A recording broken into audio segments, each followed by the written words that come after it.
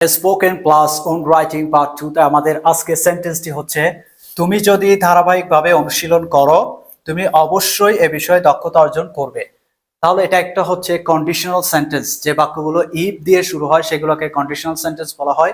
দক্ষতা অর্জন করতে আমাদের কন্ডিশন কি, সত্য কি, আমাকে নিয়মিত ধারাবাহিকভাবে কি করতে হবে, অনুশীলন করতে হবে। সো কন্ডিশনাল বাক্যে আমরা প্রথম অংশটা কি বলেছি, তুমি যদি ধারাবাহিকভাবে অনুশীলন করো। সো যদি, দ্যাট মিন্স ইফ, তারপর সাবজেক্ট, সাবজেক্ট তুমি, ইফ ইউ, যদি তুমি, ইফ ইউ। ওকে, তারপরে ভার্ব হচ্ছে অনুশীলন করা। সো অনুশীলন করা, that means practice.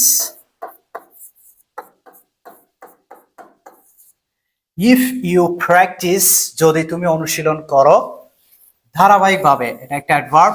If you practice consistently, consistently,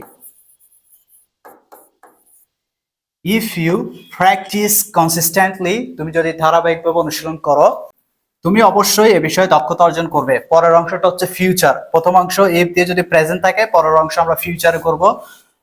পরের অংশের সাবজেক্ট কি, ইউ, ইউ উইল, যেহেতু ফিউচার বাক্য অবশ্যই আমরা উইল লিখবো। এরপরে ভার্ব লিখবো অর্জন করা, এখানে কাজ হচ্ছে অর্জন করা। সো সাবজেক্ট ভার্বের মাঝখানে একটা অ্যাডভার্ব রয়েছে অবশ্যই।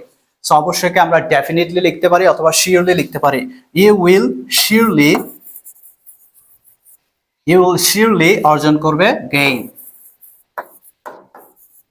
ওকে, ইউ উইল শিওরলি গেইন, তুমি অবশ্যই অর্জন করবে, কি অর্জন করবে, দক্ষতা। দক্ষতা, দ্যাট মিন্স প্রফিসিয়েন্সি, প্রফিসিয়েন্সি, তুমি অবশ্যই কি অর্জন করবে, প্রফিসিয়েন্সি, দ্যাট মিন্স দক্ষতা অর্জন করবে।